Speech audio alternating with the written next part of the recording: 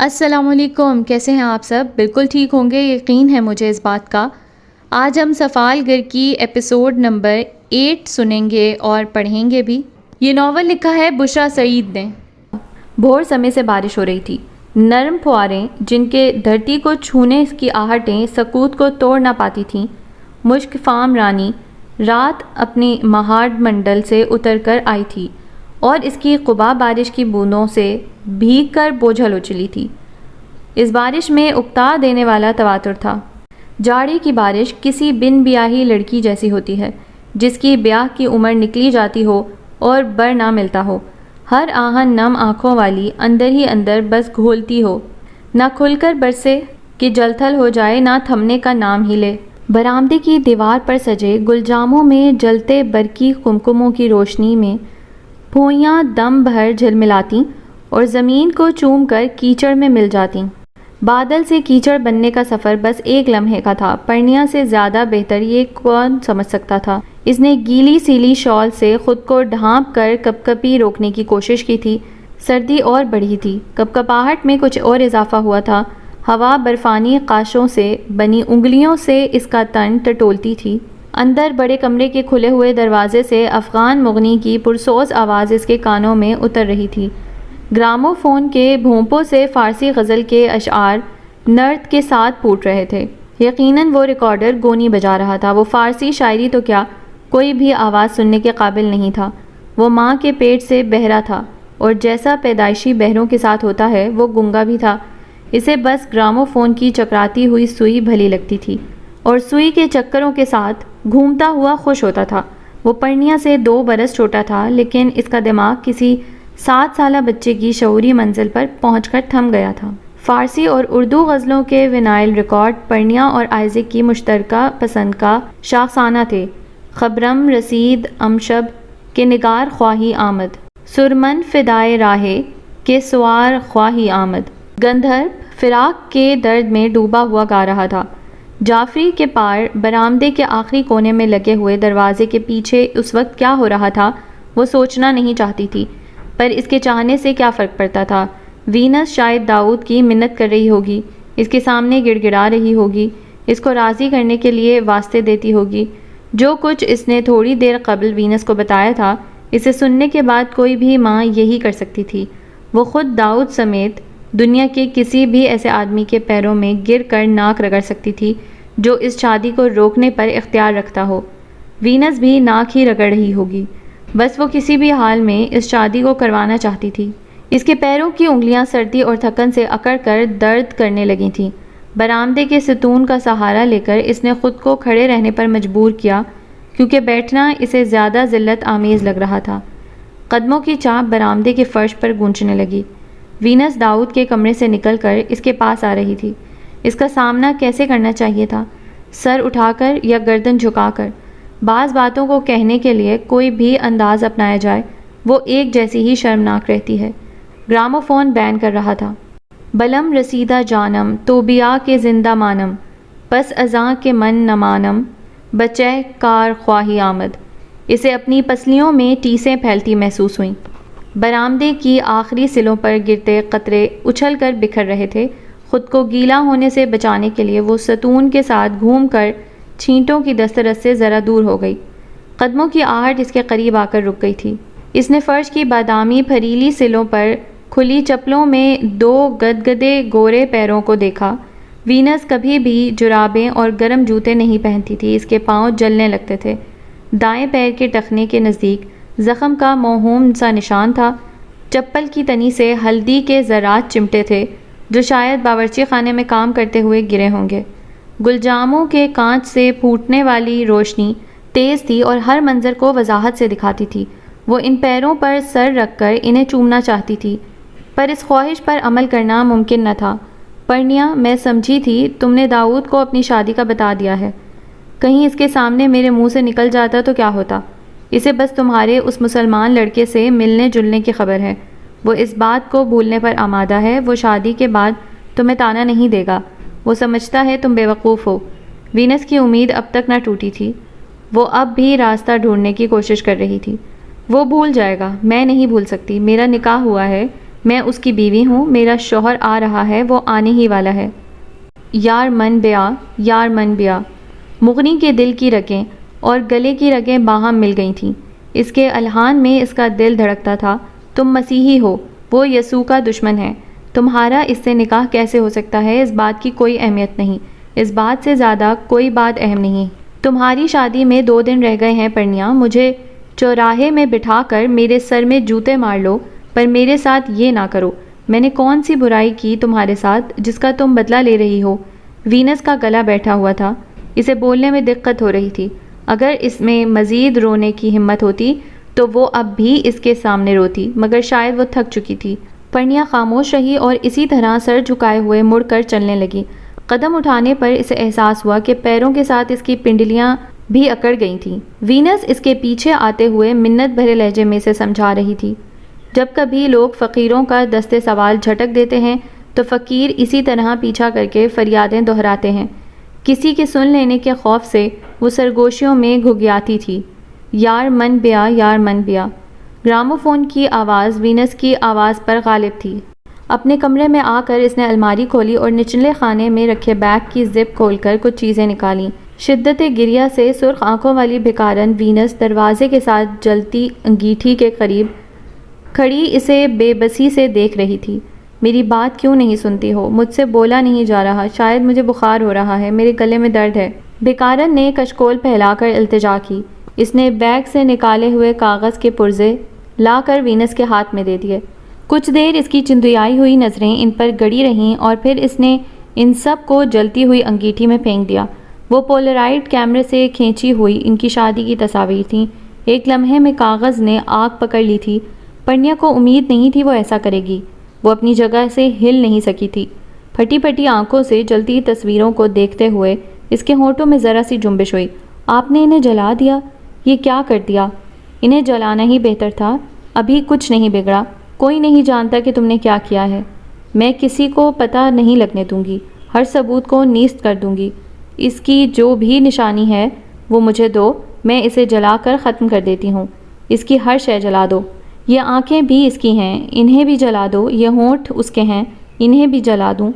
یہ پورا جسم اس کا ہے، اسے بھی سب جلا دوں۔ وہ ہذیان بکنے لگی تھی۔ وینس نے دروازے کے کواڑ بھڑا کر اس کی آواز کو باہر جانے سے روکا۔ جب آئزک تمہیں یسوع کی بھیڑ کہتا تھا تم کیسے خوش ہوتی تھی؟ میں ڈرتی تھی، مجھے خوف تھا تم کہیں نن نہ بن جاؤ، اور آج تم یسوع کے نام سے ہی پھر گئی ہو۔ اگر تم نن بن جاتی تو مجھے ایسی تکلیف کبھی نہ ہوتی۔ وینس آگے بڑھی اور اس کی گردن میں لٹکتا سلیب والا لاکٹ مٹھی میں دبا کر اتارنا چاہا۔ پرنیا بدک کر پیچھے ہٹ گئی تھی۔ تم دھوکے باز ہو، اس مقدس سلیب پر تمہارا کوئی حق نہیں۔ اسے اتار دو تاکہ تمہارا کھوٹ سب کو نظر آ سکے۔ اسے پہن کر سب کی آنکھوں میں دھول نہ جھونکو۔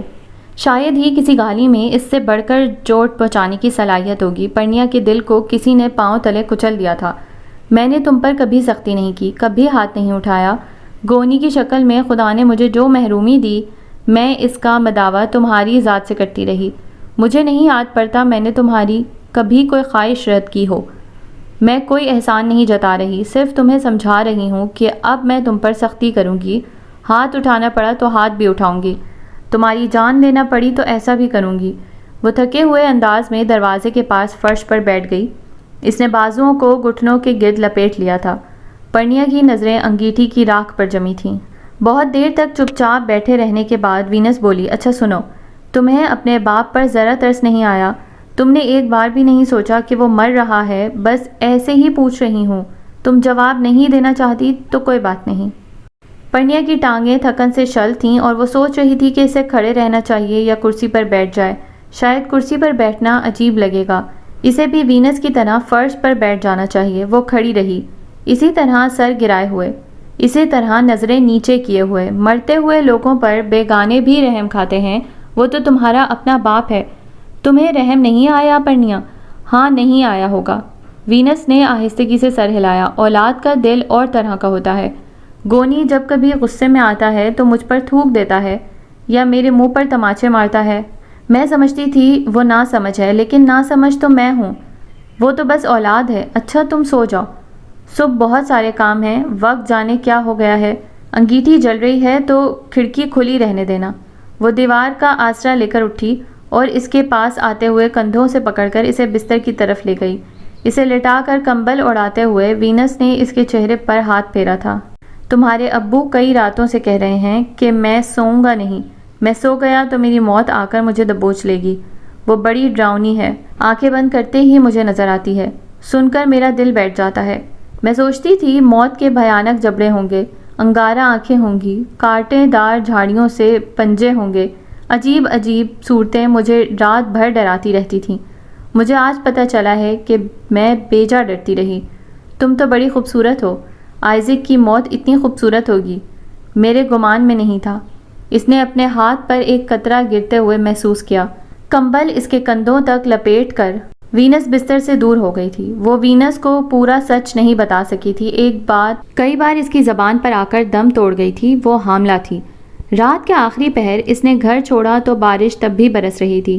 چند قدم چلنے پر ہی اس کے پاؤں کیچڑ میں دھنسنے لگے تھے۔ اس کی بغل میں دبے مختصر سفری بیگ میں سب سے قیمتی متاع سنو وائٹ کا تابوت تھا۔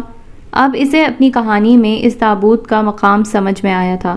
اس نے محبت کا زہریلا سیب چکھ لیا تھا اور اسے شہزادے کا انتظار تھا جو اپنے لمس سے اسے زندہ کر دیتا۔ یار من بیا، یار من بیا، یار من بیا۔ گراموفون کی سوئی جیسے ایک ہی نقطے پر اٹک گئی تھی۔ گلیارے کا موڑ مڑتے ہی وہ رکا اور جیب میں ہاتھ ڈال کر $50 کا نوٹ نکال لیا۔ نکٹائی لگائے ہوئے کھچڑی داڑھی والے امریکی صدر کی تصویر کو چومتے ہوئے اس نے نوٹ کو تہ لگائی اور احتیاط سے لینگڈن یعنی بے آستین کا اونی لبادہ تلے جیب میں رکھ لیا۔ کچھ دیر وہ وہیں کھڑا ہوا، اپنے دل کو کنپٹیوں میں بجتے ہوئے سنتا رہا۔ اسے یقین ہی نہیں ہوتا تھا کہ اس کی قسمت اتنی اچھی ہو سکتی تھی۔ کیا کوئی مانے گا کہ یہ گرانٹ اسے کچرا کریدتے ہوئے ملا تھا؟ لیکن اسے کسی کو بتانے کی ضرورت بھی کیا تھی؟ وہ اس کا بلا شرکت غیر مالک تھا۔ وہ اپنے دماغ میں ان اشیاء کی فہرست مرتب کرنے لگا جو اس رقم سے خریدی جا سکتی تھی۔ اسے اپنی ترجیحات طے کرنے میں دشواری ہو رہی تھی۔ بہت ساری چیزیں تھیں جنہیں پانے کے لیے وہ مچلتا تھا، لیکن ان میں سے اسے سب سے زیادہ مرغوب کون سی تھیں؟ اس پر اچانک ملنے والی خوشی کا ایسا غلبہ تھا کہ وہ کچھ بھی سوچ نہیں پا رہا تھا۔ اس نے ایک بار پھر جیب سے نوٹ نکال کر اسے غور سے دیکھا اور اسے اپنی انگلیوں میں مسل کر پرکھنے لگا۔ وہ اصلی تھا، یہ بات شبے سے بالاتر تھی۔ وہ گنگنانے لگا، جس کا مطلب تھا ٹرٹر مینڈک گاتا ہے، آب تلے چلاتا تھا، ٹرٹر آیا مانس ایک، کسے انگرکھا پہنے ہیٹ۔ نوٹ کو سونگھ کر اس نے پھر سے جیب میں منتقل کیا۔ ٹرٹر گزرا ایک ملا، بیچے پتی باس بھری، ٹرٹر ننا مینڈک گایا، مانگی اس سے ایک پھلنگ، ایک پھلنگ۔ وہ پورٹو ریکان بچہ شالم تھا۔ اس کی عمر 10 سال مگر بودھ 20 سال والا تھا۔ وہ تراز اور کھوج لگانے کا شائق تھا۔ وہ اپنا زیادہ تر وقت گلیوں میں آوارہ گھومتے ہوئے گزارتا تھا اور گلیوں نے ہی اس کی سوجھ بوجھ کو اس کی جسمانی عمر سے دگنا بنا دیا تھا۔ اس کا محبوب مشغلہ ڈمپسٹر ڈائیونگ تھا۔ دن کا سب سے اچھا وقت وہ تھا جو شالم کوڑے دان میں گزارتا تھا۔ کتنی ہی کارآمد اشیاء ہاتھ آتی تھیں، بس ذرا جستجو کرنی پڑتی تھی۔ سپر سٹورز اور گروسری والے خوراک جو ابھی باسی بھی نہ ہوئے ہوتے کچرے دانوں میں پھینک دیتے تھے۔ کئی بیچنے کے لائق چیزیں بھی کوڑے میں مل جاتی تھیں، جیسے دھات کے ٹکڑے، کانچ کی خالی بوتلیں، استعمال شدہ کپڑے، ناکارہ گھڑیاں اور پرانے کمپیوٹرز کے حصے بکھرے۔ کسی دن وہ زیادہ محنت کرتا تو اسی طرح کی 20 چیزوں کو فروخت کر کے $10 تک کما لیتا تھا۔ اس نے جوہری اور کالی دھاریوں والا لینگٹن پہن رکھا تھا۔ وہ بھی اس نے ایک ایسی ہی مہم کے دوران پایا تھا۔ اگرچہ وہ اس کے جسم پر ذرا کھلا تھا مگر بہت خوشنما تھا۔ وہ لینگٹن شالم کو اتنا پسند تھا کہ کبھی کبھار سخت دھوپ میں بھی اسے پہن لیا کرتا تھا۔ اس کی ماں سلویا اس کی اس عادت سے سخت نالاں تھی اور کئی بار اسے پیٹ چکی تھی۔ اس کے کپڑوں سے پھوٹتی بو سونگھ کر وہ جان لیتی تھی کہ اس کا دن کیسے گزرا تھا۔ ابتدا میں تعفن سے شالم کا جی بھی متلاتا تھا مگر دھیرے دھیرے بدبو ایسے غائب ہو گئی جیسے اس کا وجود ہی نہ ہو۔ سلویا کی سختی سے گھبرا کر کچھ عرصے کے لیے اس نے اپنا شوق تیاگ دیا تھا اور کچھ ہم عمر لڑکے لڑکیوں کے ساتھ شہر سے باہر گولف گراؤنڈز میں جانے لگا تھا۔ وہ لوگ کھوئی ہوئی گیندیں ڈھونڈتے اور انعامی رقم پاتے، مگر ایک تو گولف کورس بہت دور تھا، آنے جانے میں بڑا وقت خرچ ہوتا تھا، دوسرے گیندیں تلاش کرنے کا کام مشقت طلب اور اکتاہٹ بھرا تھا، بدلے میں ملنے والی رقم بھی نہایت قلیل تھی۔ وہ جلد ہی اوب گیا اور دوبارہ سابقہ روش کو لوٹ گیا تھا، لیکن اب وہ محتاط ہو گیا تھا۔ کسی ڈمپسٹر میں گھسنے سے پہلے وہ ایک بوسیدہ برساتی جو اسے کوڑے میں سے ہی ملی تھی پہن لیتا، اس طرح اس کے کپڑے اور جوتے چپکنے والی اور باس چھوڑتی چیزوں سے بچ جاتے تھے۔ سلویا دیر سے گھر جانے پر جتنی بھی باز پرس کر لیتی وہ مان کر ہی نہ دیتا۔ بالآخر تنگ آ کر اس نے چپ سادھ لی تھی۔ اس کا باپ پیدرو بھی ایک جنک مین تھا۔ 1 سال پہلے جب یہ لوگ سینٹ جان میں رہا کرتے تھے تو پیدرو عمارتوں کی کھڑکیاں صاف کیا کرتا تھا۔ پھر پتہ نہیں اس نے کیا کیا کہ پولیس والے اسے پکڑنے کے لیے ان کے گھر آ گئے۔ پیدرو ان کی گاڑی رکتے ہوئے دیکھ کر کھڑکی سے باہر کود گیا تھا اور پھر کئی ہفتوں تک اس کا کچھ پتہ نہ چلا۔ بعد میں اس نے سلویا کو پیغام بھجوایا اور وہ ان سب بہن بھائیوں کو لے کر اس نئی جگہ پر آ گئی۔ یہاں آنے کے بعد اس نے پیدرو کو کچرے کا بیوپار کرنے کے علاوہ کوئی دوسرا کام کرتے نہیں دیکھا۔ وہ بد مزاج ہو گیا تھا اور چھوٹی چھوٹی باتوں پر ان سب کو گالیاں دینے لگا تھا۔ سلویا بھی چڑچڑی ہوتی جا رہی تھی۔ ان سب بہن بھائیوں کو مارنا اور برا بھلا کہنا اس کا معمول بن چکا تھا۔ ان دنوں سلویا اور پیدرو کا جب بھی آمنا سامنا ہوتا وہ جھگڑنے لگتے۔ ان کی لڑائی کی وجہ شالم کو معلوم تھی، اس کا نیا بھائی یا بہن آنے والی تھی۔ اس کا بس چلتا تو وہ لوٹ کر گھر ہی نہ جاتا۔ چیخنے اور کوسنے کی آوازیں سن سن کر اس کے کان پک گئے تھے۔ کچرے سے وابستگی نے اسے کئی پرلطف واقعات سے روشناس کروایا تھا، مگر کچھ دیر قبل جو بات ہوئی تھی وہ اپنی نوع کی ایک ہی تھی۔ وہ گلی کے نکڑ پر گروسری سٹور کے عقب میں رکھے ہوئے بڑے ڈمپسٹر میں گھسا کوڑا کھدیڑ رہا تھا اور کوئی بھی کام کی چیز ہاتھ نہ لگنے پر تقریباً مایوس ہو چکا تھا کہ ایک نوجوان لڑکے نے اسے چونکا دیا۔ پہلے وہ اسے دیکھ کر ڈر گیا تھا۔ گلی بالکل ویران تھی اور اس میں غیر معمولی دلچسپی ظاہر کرنے والا وہ شخص خطرناک بھی ثابت ہو سکتا تھا۔ شالم نے برنج کی نوکیلی پتری مٹھی میں لے کر ہاتھ کمر کے پیچھے چھپا لیا تھا تاکہ کسی خطرے کی صورت میں اپنا دفاع کر سکے۔ وہ لڑکا کسی ایشیائی ملک کا باسی تھا۔ اس کے ساتھ بات کرتے ہوئے شالم کو احساس ہوا کہ ڈرنے کی کوئی وجہ نہیں تھی۔ وہ خاصا بے وقوف اور عجیب سا نوجوان تھا۔ شالم نے اپنی ٹوٹی ہوئی انگلش میں کچرا کریدنے کے حوالے سے ایک جھوٹی کہانی سنائی، جسے سن کر خدا جانے اس اجنبی کو کیا ہوا کہ اس نے $50 کا بل اسے دے ڈالا تھا۔ وہ ششدر رہ گیا تھا۔ اسے یقین ہی نہیں ہوا کہ اس رقم کے عوض وہ کچھ بھی نہیں چاہتا تھا۔ شالم نے آہٹ سن کر ایک قدم پیچھے لیا اور گلی میں جھانک کر دیکھا۔ وہ نوجوان ڈمپسٹر سے کافی آگے گلی کے درمیان میں خاموش کھڑا تھا۔ شالم کو عجیب محسوس ہوا۔ وہ اب تک کیوں موجود تھا؟ چلا کیوں نہیں گیا تھا؟ نوجوان نے شاید دیوار سے نکلا ہوا اس کا سر دیکھ لیا تھا اور وہ چلنے لگا تھا اسی سمت میں جس میں شالم جا رہا تھا۔ وہ مڑا اور تیز تیز قدموں سے آگے بڑھنے لگا۔ کیا وہ لڑکا اس کے پیچھے آ رہا تھا؟ لیکن یہ کوئی انہونی نہیں تھی۔ ہو سکتا ہے اس کو اسی گلی میں سے گزر کر کہیں جانا ہو، تو پھر وہ فوراً کیوں رک گیا تھا؟ اب تک کس لیے منتظر تھا؟ قدموں کی رفتار بڑھاتے ہوئے اس نے مڑ کر دیکھا تو وہ لڑکا لمبے ڈگ بھرتا اس کے تعاقب میں آ رہا تھا۔ اس کے دل کی دھڑکن تیز ہو گئی۔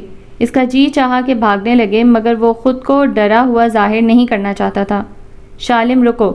اس لڑکے کی پکار سن کر شالم کے بدترین شکوک کی تصدیق ہو گئی۔ کیا وہ کوئی بیمار ذہن والا آدمی تھا اور اس کے ساتھ کوئی کھیل کھیل رہا تھا؟ لیکن دن کی روشنی میں وہ اسے کوئی نقصان پہنچانے کی جرت نہیں کرے گا۔ گھبرانے والی کوئی بات نہیں۔ سی مانو! اس نے رکے بغیر جواب دیا۔ وہ نوٹ مجھے واپس دے دو۔ میری بات سنو۔ اس کا فقرہ مکمل ہونے سے پہلے شالم بھاگ پڑا تھا۔ اس کا ایک ہاتھ سینے پر جیب والی جگہ سختی سے جمع تھا۔ وہ لڑکا اسے آوازیں دے رہا تھا، لیکن انسنی کر کے وہ ناک کی سیدھ میں دوڑتا رہا۔ وہ خود کلامی کرتا جا رہا تھا۔ جب وہ بہت گھبرایا ہوا ہوتا تھا تو خود سے باتیں کرتا تھا۔ کیا تم نے چرایا ہے؟ اس نے اپنے آپ سے سوال کیا اور دائیں بائیں سر مارنے لگا۔ ہولنے کی ضرورت نہیں۔ اس لڑکے کے دوڑتے قدموں کی گونج اسے عقب میں سنائی دے رہی تھی۔ کیسا چغد ہے! وہ اسے گالیاں دینے لگا۔ مسخرہ! اس کا سانس پھولنے لگا تھا۔ وہ ایک تنگ گلی میں مڑ گیا اور آخری حد تک قوت لگا کر رفتار بڑھائی۔ وہ نوٹ لوٹانے کا سوال ہی پیدا نہیں ہوتا تھا۔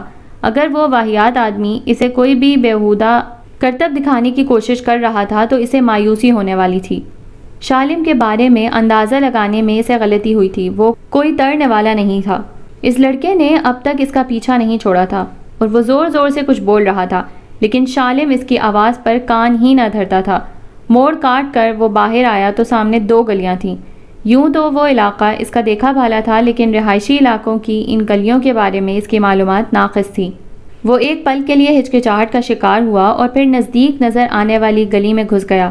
گردن گھما کر دیکھنے پر وہ ذلیل آدمی کافی قریب دکھائی دیا۔ وہ اسے بھگا بھگا کر تھکا دے گا۔ اسے دوڑنے کی خاصی مشق تھی۔ وہ لڑکا دراز قد تھا اور اس کے قدم بھی بڑے تھے، لیکن رفتار میں شالم کا مقابلہ نہیں کر سکتا تھا۔ گلی دائیں رخ گھوم رہی تھی اور اس کے بعد شاید شاہراہ آنے والی تھی۔ لوگوں کی بھیڑ میں وہ لڑکا اس کا تعاقب چھوڑنے پر مجبور ہو جائے گا۔ اس امید نے شالم کے پیروں میں بجلی سی بھر دی، لیکن گلی کے خم ہونے کے بعد اس نے جو دیکھا وہ حواس گم کرنے والا منظر تھا۔ گلی کا آخری سرا بند تھا۔ وہ ایک ویران بند گلی میں گھر گیا تھا۔ مزید بھاگنے کا کوئی فائدہ نہیں تھا۔ وہ لڑکا اس کے سر پر پہنچ چکا تھا۔ ایک دم تیش نے شالم کا خون کھولانا شروع کر دیا۔ اسے اپنی خوشی کا دم گھونٹنے والے اس آدمی سے نفرت محسوس ہوئی۔ اس نے جھٹکے سے جیب میں انگلیاں گھسا کر وہ نوٹ باہر کھینچا اور اس کی آنکھوں میں دیکھتے ہوئے نوٹ کو درمیان سے پھاڑ ڈالا۔ جہنم میں جاؤ حرامی! نوٹ کے ٹکڑوں کو ہوا میں اچھالتے ہوئے اس نے غصے سے چلا کر کہا۔ وہ لڑکا رک کر اپنی سانسیں بحال کر رہا تھا۔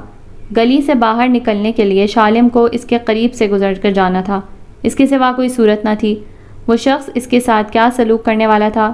وہ بالکل تنہا تھا۔ اس کے پاس کوئی ایسی چیز نہ تھی جس سے وہ اپنا بچاؤ کر سکے۔ شور مچانے پر شاید کوئی اس کی مدد کو آ جاتا، لیکن یہ ایک قیاس تھا۔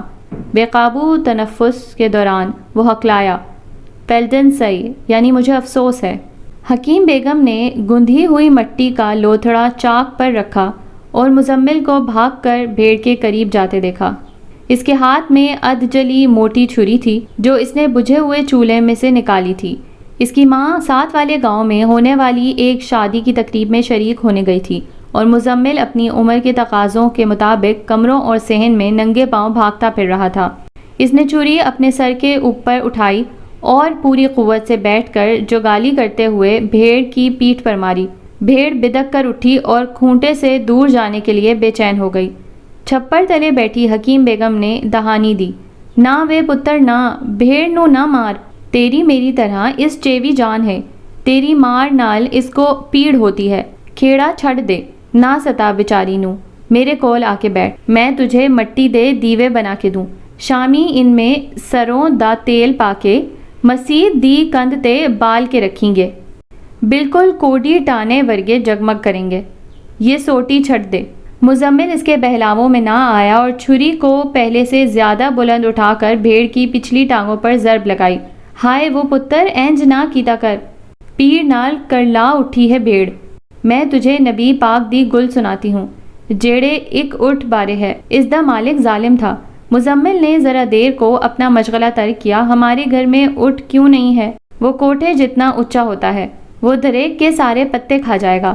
وہ پھر سے کھونٹے کے گرد چکر کاٹتی ہوئی بھیڑ کے پیچھے چھری لہرانے لگا۔ حکیم بیگم نے تھاملے کے پانی میں ہاتھ ڈبو کر چادر سے پونچھے اور اٹھ کر مزمل کے ہاتھ میں سے چھری لے لی۔ وہ رونے لگا تھا، پیر پٹک پٹک کر حکیم بیگم کو دھکیلنے کی کوشش کرتے ہوئے بدن کا سارا زور لگا رہا تھا۔ وہ بہت غصہ ور اور ضدی تھا۔ حکیم بیگم نے چھری کو دور اچھالتے ہوئے اسے اپنے ساتھ لپٹا لیا۔ مجھ پر غصہ نہ ہو، بھیڑ بھی روتی ہے جب تو مارتا ہے اس نو، جھوٹ نہ مار۔ مزمل نے خود کو چھڑا کر ننھے ہاتھوں سے اسے ایک اور دھکا دیا۔ وہ کوئی نہیں روتی، اس کے ہنجو کدھر ہیں؟ حکیم بیگم نے لمبا ہوکا بھرا، تجھے کس آکھیا کہ کوئی روئے تے اتھر کیرن دی لوڑ ہوتی ہے؟ کئی رونے ایسے ہیں جن نو ہنجو کی محتاجی نہیں۔ مزمل کو اس پر اعتبار نہ آیا۔ اپنے رخساروں کو چھو کر وہ بولا، جھوٹی جھوٹی ہنجو میرے نکل رہے ہیں، روتا تو میں ہوں۔ اس نے اپنی نم انگلیاں حکیم بیگم کی کلائی سے لگاتے ہوئے ثبوت پیش کیا، بھیڑ نہیں روتی، اس کے ڈیلے سکھے ہیں۔ حکیم بیگم اس کے سر پر ہاتھ پھیر کر بولی، آنکھیں تو میری بھی سکھی ہیں، مزمل کی سمجھ میں نہ آیا۔ وہ دانت پیستا ہوا بھیڑ کی طرف بھاگا۔ بھیڑ کا کان مٹھی میں جکڑ کر اس نے سر جھکایا اور منہ کھولا۔ وہ اس کے کان میں دانت گاڑنا چاہتا تھا۔ حکیم بیگم نے عجلت میں آگے بڑھ کر بمشکل اسے قابو کیا تھا۔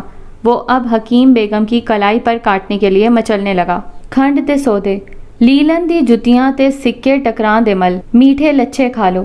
پھیری والے کی صدا کانوں میں پڑتے ہی مزمل نے جدوجہد موقوف کر دی اور حکیم بیگم سے پیسے مانگنے لگا۔ اسے لچھا خرید کر دینے کے بعد وہ چاک کے سامنے آ بیٹھی۔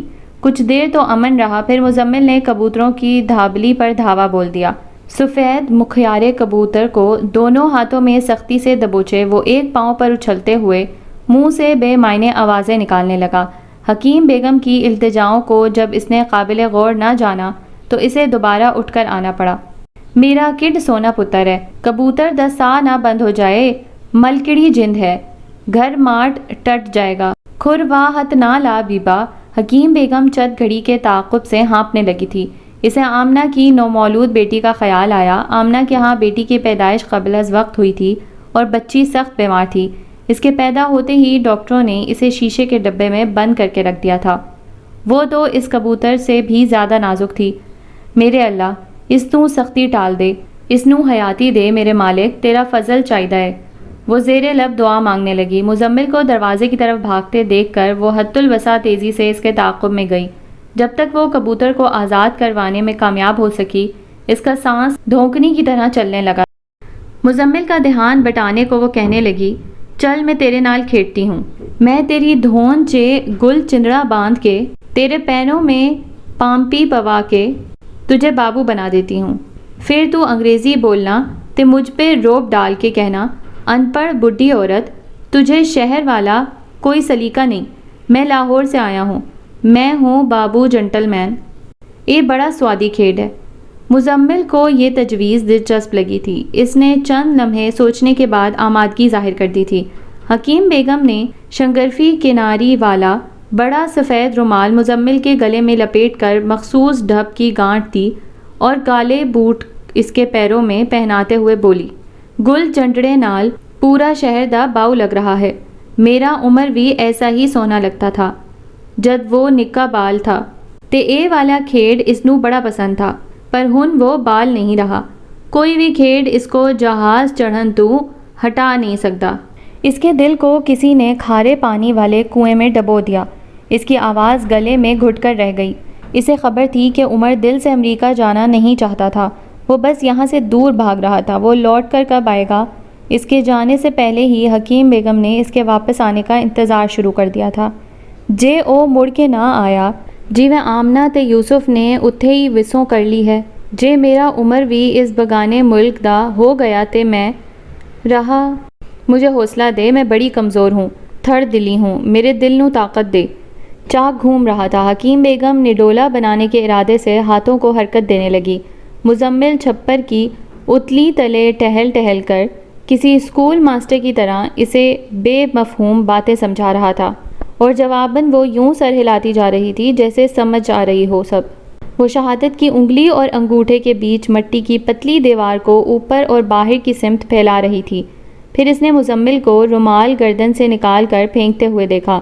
شاید وہ اکتا گیا تھا۔ وہ بھاگتا ہوا انار کے بوٹے کے نیچے پہنچا اور اچک کر ایک ڈالی تھام لی۔ وہ اس کے ساتھ لٹک کر جھولنے کی کوشش کر رہا تھا۔ وے مزمل، صدائی نہ بن، کچی ڈنڈی ہے، ٹوٹ جائے گی، تجھے سٹ لگ جائے گی۔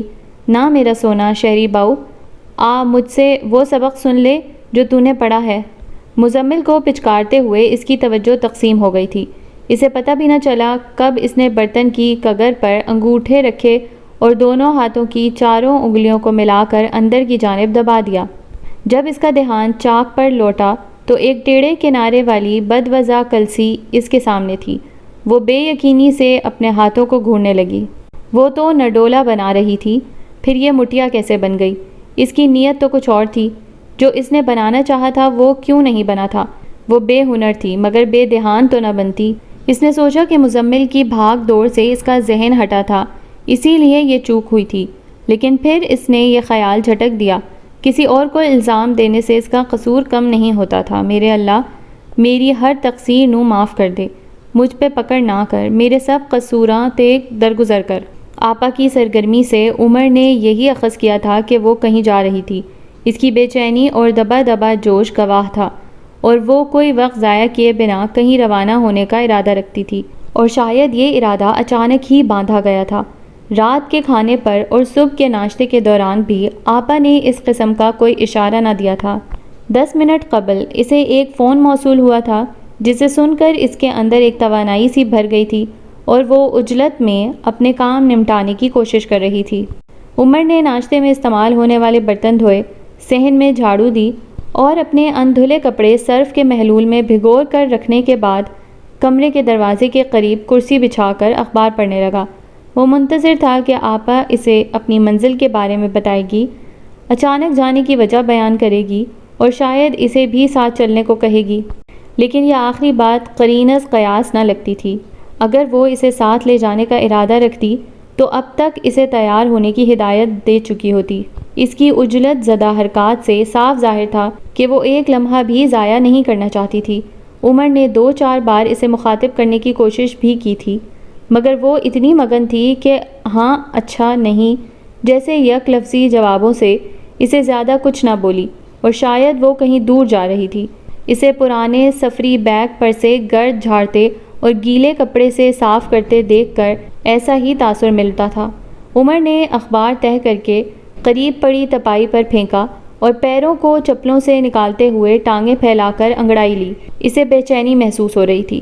اس کے جی میں آئی کہ آپا سے اپنے امریکہ جانے کے بارے میں بات چھیڑ دے۔ حالانکہ اس موضوع پر بات کرنے کا یہ کوئی موزوں وقت نہیں تھا، لیکن یہ بھی حقیقت تھی کہ کوئی دوسرا وقت بھی موزوں نہیں تھا۔ اس نے جتنی بار بھی اس سلسلے میں بات کرنے کی کوشش کی تھی، ناکامی کا منہ دیکھا تھا۔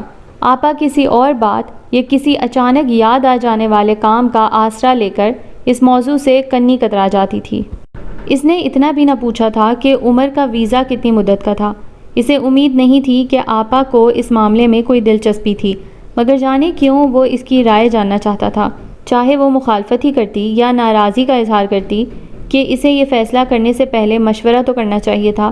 اتنے اہم معاملات کیا اپنی مرضی سے ہی طے کر لیے جاتے ہیں؟ بھلے وہ اتنا ہی کہہ دیتی کہ میں تمہارے واپس آنے کا انتظار کروں گی، لیکن وہ تو یوں خاموش تھی جیسے کچھ ہوا ہی نہ ہو، اور یہ وہ خاموشی نہیں تھی جو لوگ ناراض ہونے پر اپنایا کرتے ہیں۔ کئی بار عمر کو لگتا کہ آپا اس کے جانے کے خیال سے مطمئن تھی۔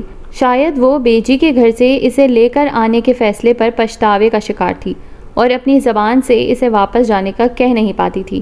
اگر ایسا تھا تو قسمت نے یاوری کی تھی۔ اس کی متوقع امریکہ یاترا نے یہ مسئلہ خود ہی حل کر دیا تھا۔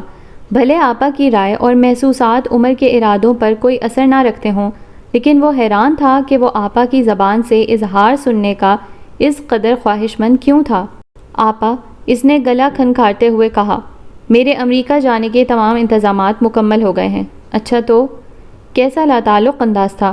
اگر اس نے بازار میں کسی شے کے نرخ بڑھنے کا تذکرہ کیا ہوتا تو بھی یقیناً اچھا تو سے زیادہ کچھ سننے کو ملتا۔ آپا بستر پر چند ملبوس پھیلائے شاید ان میں سے انتخاب کرنے کی کوشش کر رہی تھی۔ عمر کو کچھ اور نہ سوجھا۔ جب کوئی اپنی ماں پر دنیا کے دوسرے کونے میں جانے کا ارادہ ظاہر کرے اور جواب میں اچھا تو سنے تو آگے کیا کہا جاتا ہے؟ کچھ دنوں میں ٹکٹ بھی کنفرم ہو جائے گا۔ ٹھیک ہے۔ آپا نے ایک سوٹ اٹھا کر ہینگر میں لٹکایا اور دائیں رخ پڑھ کر عمر کی نظر سے اوجھل ہو گئی۔ اس نے لوہے کی الماری کے پٹ کھلنے اور چند لمحے بعد بند ہونے کی آواز سنی۔ وہ جس جگہ بیٹھا تھا وہاں سے آپا کے کمرے کا کچھ حصہ دکھائی دیتا تھا۔ آپا کے الماری سے پلٹ کر دوبارہ بستر کے پاس آنے کے وقفے میں وہ خاموش رہا۔ اب وہ باقی بچے ہوئے کپڑوں کو الٹ پلٹ کر جانچ کر رہی تھی۔ اس کے انداز میں عدم اطمینان اور ناپسندیدگی تھی۔ یوسف بھائی اور آمنہ باجی آپ کی خیریت دریافت کر رہے تھے۔ اگر ہو سکے تو آپ ان سے بات کر لیجئے گا۔ میں نے بتایا تھا کہ ان کی بیٹی پری میچور پیدا ہوئی ہے۔ ان کی حالت بہت تشویشناک ہے۔ شادی کے 20 سال بعد اولاد ہوئی ہے۔ میں کر لوں گی بات۔ آپا نے ایک اور سوٹ کا گولا بنا کر اسے بستر کی پائٹی کی جانب اچھال دیا۔ وہ جھنجھلائی ہوئی لگتی تھی۔ عمر کوئی اور فقرہ گڑنے کی سر توڑ جدوجہد کر رہا تھا۔ خاموشی اس کی بے چینی میں اضافہ کر رہی تھی۔ میں سوچ رہا تھا کہ مجھے وہاں جانے کے لیے کپڑے، جوتے اور جو چیزیں درکار ہیں وہ 1-2 دن میں خرید لاؤں۔ مجھے خود سے خریداری کرنے میں ہمیشہ دشواری ہوتی ہے۔ آپ کے پاس جب وقت ہو مجھے بتا دیجیے گا، میں آپ کو ساتھ لے کر بازار جاؤں گا۔ آپا نے آخری لباس کو بھی ہاتھ سے پرے ہٹایا اور گویا خود کلامی کی۔ معلوم نہیں اسلام آباد کا موسم کیسا ہوگا، میں تو کبھی وہاں نہیں گئی۔ مری، نتھیا گلی وغیرہ وہاں سے بالکل قریب ہیں اور ان علاقوں میں برف باری کا آغاز ہو چکا ہے۔ عین ممکن ہے اسلام آباد میں بھی سردی پڑ گئی ہو۔ میں سردی بالکل برداشت نہیں کر سکتی، میرے ہاتھوں اور پیروں کی انگلیاں سن ہو جاتی ہیں۔ پچھلے موسم کے گرم کپڑوں میں سے کوئی ایک بھی اس قابل نہیں کہ اسے پہن کر گھر سے نکلا جائے۔ عمر، تم اس طرح کرو کہ عائشہ درزن کے گھر جا کر میرے سوٹ کا پتہ کرو۔ اس نے آج دوپہر کا وعدہ کیا تھا لیکن شاید سی ہی لیا ہوگا۔ اسے کہنا کہ 1 گھنٹے تک تیار کر سکتی ہے تو بڑی مہربانی ہوگی۔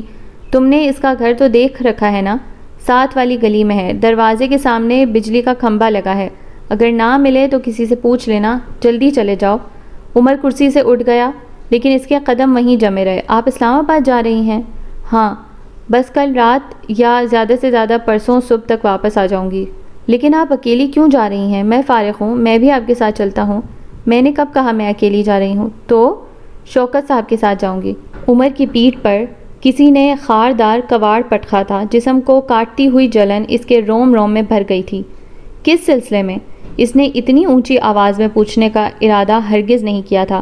آپا نے چونک کر اس کا چہرہ دیکھا۔ کیا اسکول کا کوئی کام ہے؟ کوئی تفریحی ٹرپ وغیرہ؟ اپنے لہجے کا اثر زائل کرنے کے لیے اس نے اضافہ کیا تھا۔ نہیں، ایک خالصتاً نجی نوعیت کا کام ہے، میں آ کر تمہیں تفصیل بتاؤں گی۔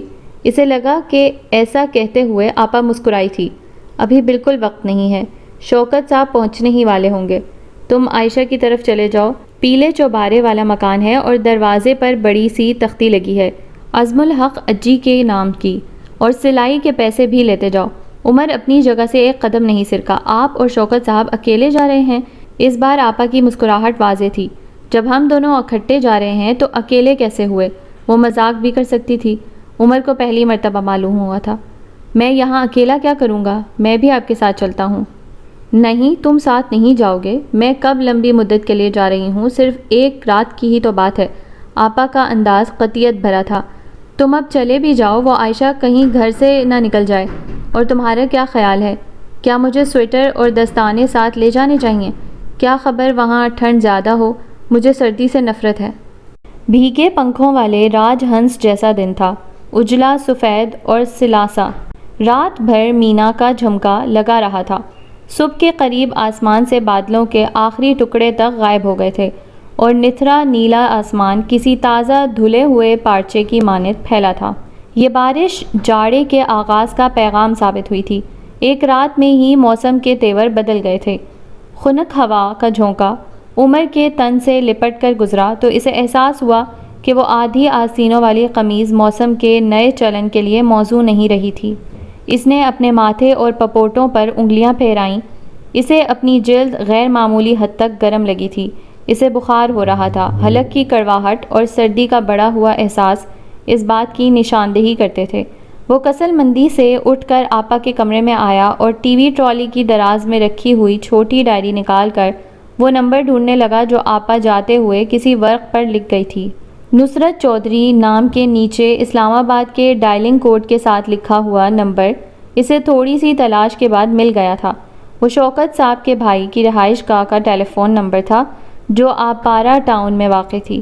اگر آپا ایک اور رات وہاں رہنے کا ارادہ نہیں رکھتی تھی تو اب تک اسے لوٹ آنا چاہیے تھا یا کم از کم واپسی کے لیے روانہ ہو چکی ہوگی۔ عمر وہاں ٹیلی فون نہیں کرنا چاہتا تھا لیکن مزید انتظار اس کے بس کی بات نہ تھی۔ فون کسی لڑکی نے اٹھایا تھا۔ یہ نصرت چودھری صاحب کا گھر ہے؟ عمر نے تصدیق کی خاطر پوچھا۔ جی، آپ کون؟ شوکت صاحب اور میری آنٹی آپ کے گھر آئی ہوئی ہیں۔ کیا وہ ابھی ادھر ہی موجود ہیں؟ نہیں، شوکت چاچو اور ان کے ساتھ آنے والی آنٹی تو کل شام کو ہی چلے گئے تھے۔ کل شام کو؟ عمر نے تھوک نکل کر کہا۔ کیا وہ واپس لاہور چلے گئے ہیں؟ نہیں، وہ مری گئے ہیں۔ مری کیوں گئے ہیں؟ وہاں تو بہت سردی ہوتی ہے۔ عمر کو پتہ بھی نہ چلا اور اس کی زبان سے پھسل گیا۔ کیا مطلب؟ لڑکی کے انداز میں الجھن تھی۔ وہ کس لیے مری گئے ہیں؟ اگر آپ میرے ابو سے بات کرنا چاہتے ہیں تو میں انہیں بلا دیتی ہوں۔ آپ کا نام کیا ہے؟ عمر نے کچھ کہے بنا فون بند کر دیا تھا۔ اس کے بدن میں ہونے والا خفیف درد اچانک شدت پکڑ گیا تھا۔ اس کے حلق میں ایسا کڑوا پن تھا جیسے اس نے دھتورے کی پھانک نگل لی ہو۔ کنپٹیوں میں دھڑکتی ہوئی رگیں اسے کراہنے پر مجبور کر رہی تھیں۔ شام ڈھلنے تک اس کا بخار اتنا تیز ہو چکا تھا کہ نتنوں میں سے گزرتی ہوئی سانس کھولتی بھاپ ایسی گرم ہو گئی۔ شدید پیاس کے باوجود اس نے پانی کا ایک گھونٹ بھی نہیں پیا، اس لیے نہیں کہ بخار کی دی ہوئی نقاہت نے اس سے ہلنے جلنے کی سخت چھین لی تھی، بلکہ اس لیے کہ وہ پانی پینا ہی نہیں چاہتا تھا۔ جب کبھی وہ حکیم بیگم سے روٹھ جاتا تھا تو کھانا پینا چھوڑ دیتا تھا، اب تو وہ زندگی سے ہی روٹھا ہوا تھا۔ رات جانے کتنی بیتی تھی اور وہ سوتی کھیس میں ٹھٹر رہا تھا کہ فون کی گھنٹی بجی۔ وہ بمشکل خود کو گھسیٹتا ہوا آپا کے کمرے تک آیا اور ریسیور اٹھا کر کان سے لگایا۔ ریسیور اتنا ٹھنڈا تھا کہ اسے چھوتے ہوئے عمر کو جھرجھری آ گئی۔ عمر، میں کل شام تک آ جاؤں گی۔ میں اس وقت مری میں ہوں، یہاں مسلسل برف باری ہو رہی ہے۔ میں نے 9 بجے والے خبرنامے میں سنا ہے کہ لاہور میں بھی بارشوں کا سلسلہ شروع ہو گیا ہے۔ کیا وہاں بھی ٹھنڈ ہو گئی ہے؟ ہاں، ہو گئی ہے، عمر نے بدقت خود کو جواب دینے پر مائل کیا۔ آپ کو تو ٹھنڈ سے نفرت ہے۔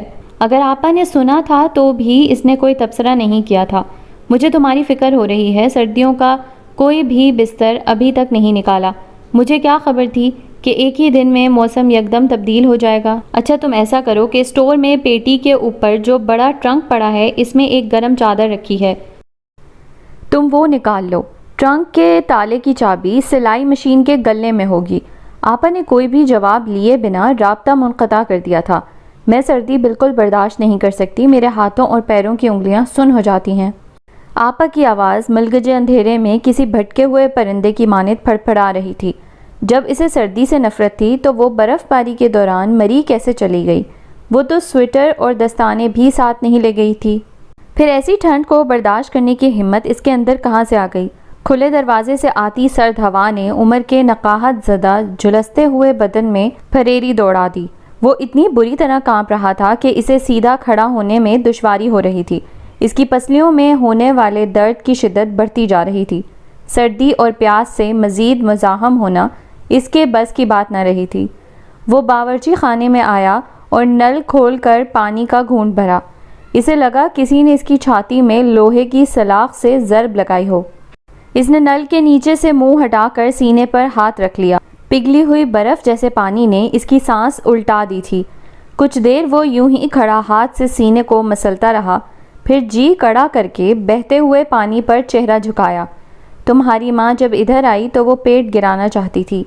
ماسی چھوما کے ہونٹوں سے اڑنے والے تمباکو ملے تھوک کے چھینٹے عمر کے منہ پر گرے۔ اس کے کھلے ہونٹوں اور دانتوں سے ٹکرا کر اچھلتی ہوئی پانی کی بوندیں کنکروں کی مانند اس کے چہرے پر گر رہی تھیں۔ پانی پینے کے بعد اس کی کپکپی میں کچھ اور اضافہ ہو گیا تھا۔ باہر آسمان سے پھر پھوار برسنے لگی تھی۔ کیا مری میں اس وقت بھی برف باری ہو رہی ہوگی؟ خالصتاً نجی نوعیت کا کام ہے۔ جب ہم دونوں جا رہے ہیں تو اکیلے کیسے ہوئے؟ آپا کھلکھلا کر ہنس رہی تھی۔ اس نے کبھی آپا کو کھل کر ہنستے نہیں دیکھا تھا، لیکن تصور میں اس کی گونجتی ہوئی ہنسی ایسی وضاحت سے در آئی تھی جیسے وہ سینکڑوں بار اس منظر کو دیکھ چکا ہو۔ خود کو بارش سے بچاتے ہوئے حد المقدور تیزی کے ساتھ وہ سیڑھیوں کی طرف بڑھا۔ اسٹور بالائی منزل پر تھا اور چھت پر لے جانے والی سیڑھی کے 8 قدمچے تھے۔ سیڑھیاں چھت سے ڈھکی ہوئی نہیں تھیں اور یہاں بھی وہ بارش کی دسترس سے محفوظ نہیں تھا۔ آپا کسی کمرے کی کھڑکی سے برف باری کو دیکھتی ہوگی یا کھلے آسمان تلے گھومتے ہوئے اس تجربے سے گزر رہی ہوگی۔ برف گرتی کیسے ہے؟ اس نے خود سے پوچھا۔ دھنکی ہوئی روئی کے گالوں کی صورت یا بھربھرے صفوف کی طرح؟ کیا آپا کے ہاتھوں اور پیروں کی انگلیاں سن ہو گئی ہوں گی؟ اس نے برف باری کے مناظر صرف ٹیلی ویژن پر دیکھ رکھے تھے۔ عمر نے پہلی سیڑھی پر قدم رکھا۔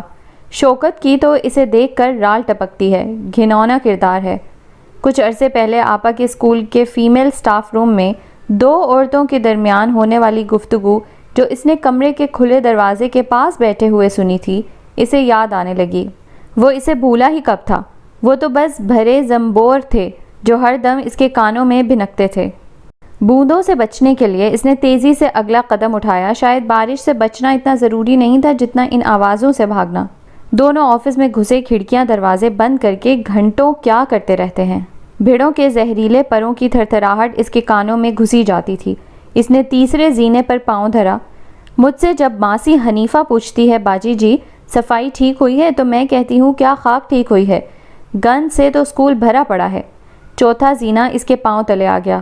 ایک بار وہ شوکت سے ملنے اسکول آئی اور بغیر دستک دیے آفس کا دروازہ کھول دیا۔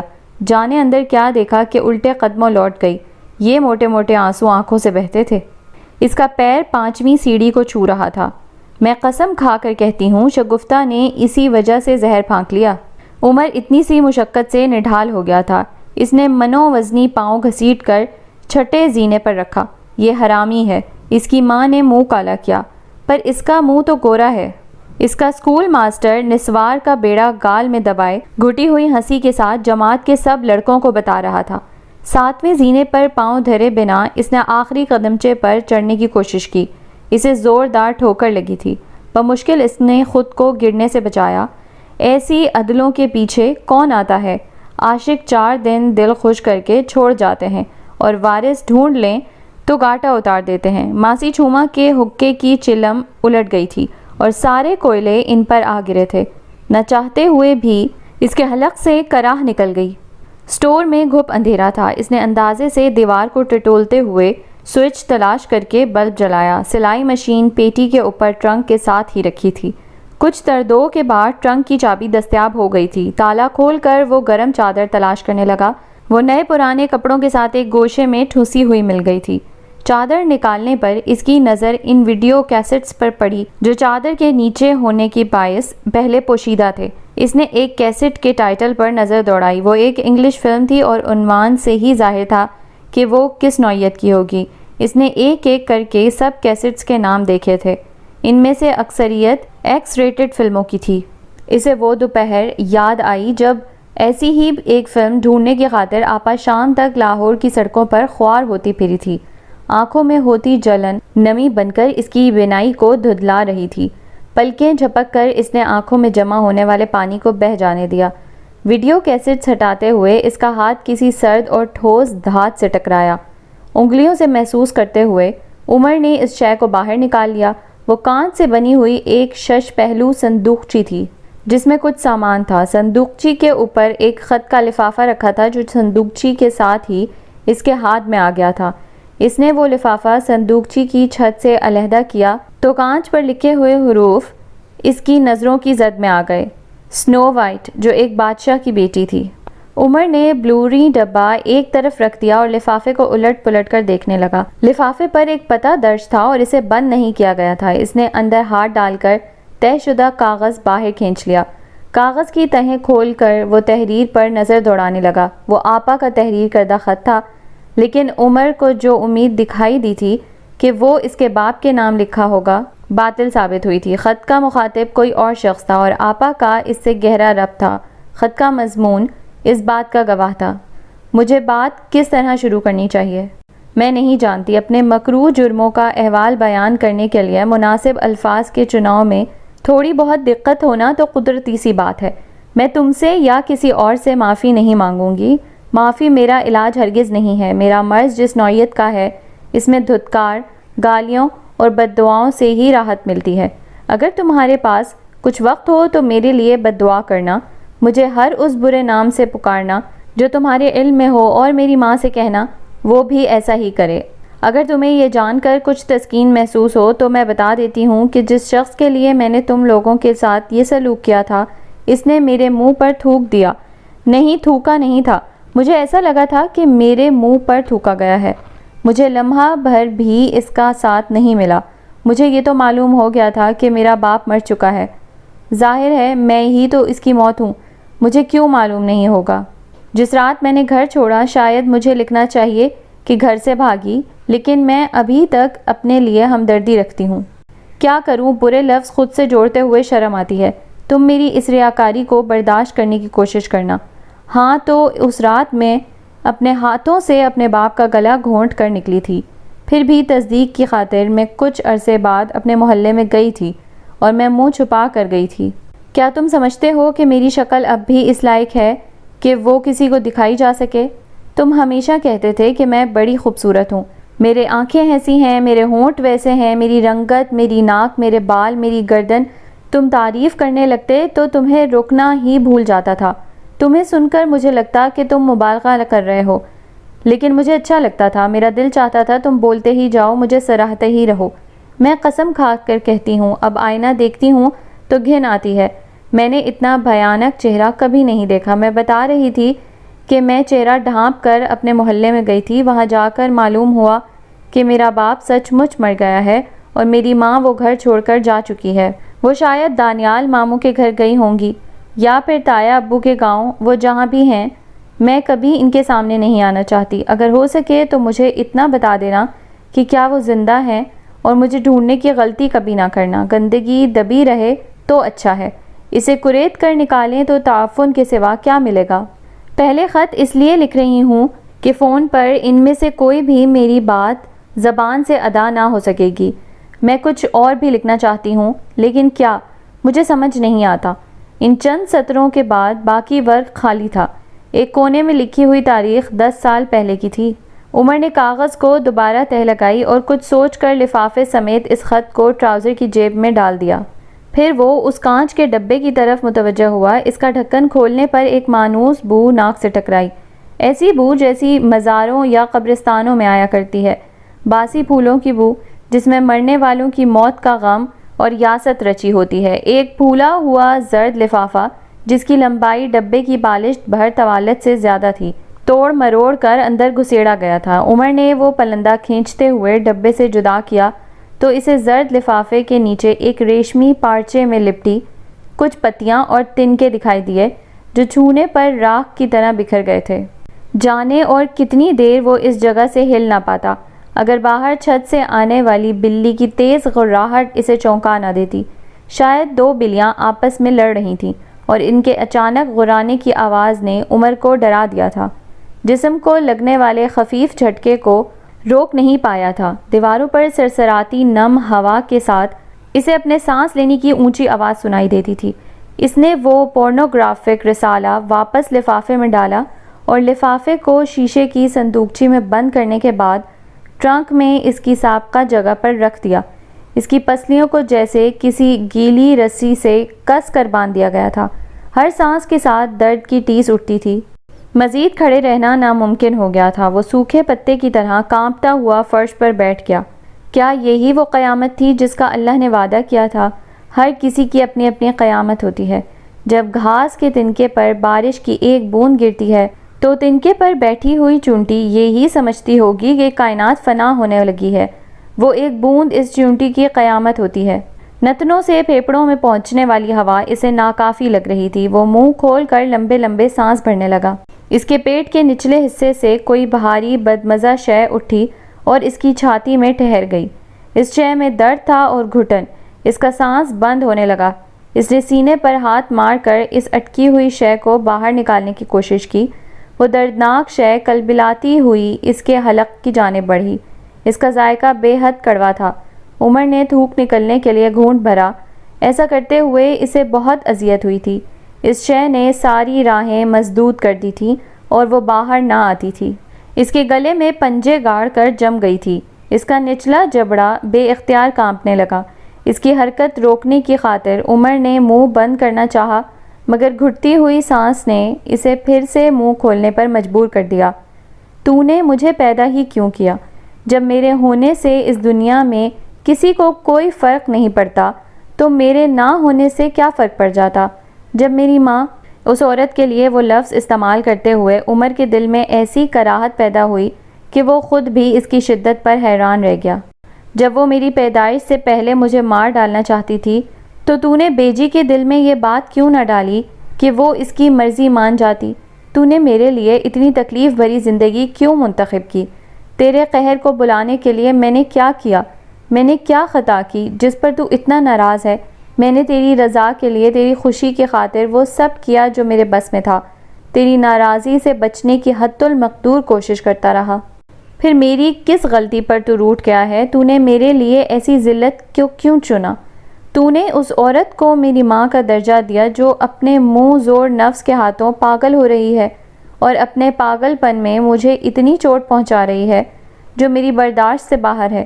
تو مجھے یتیم پیدا کر دیتا پر دنیا میں بے عزت نہ کرتا۔ تو نے مجھے کوڑے کا ڈھیر بنا دیا جس پر غلاظت پھینکنا سب کا حق ہوتا ہے۔ درد کے خمیر سے بنی وہ محیب شے گلے کی رگوں کے گرد پھندا کسے ہوئی تھی۔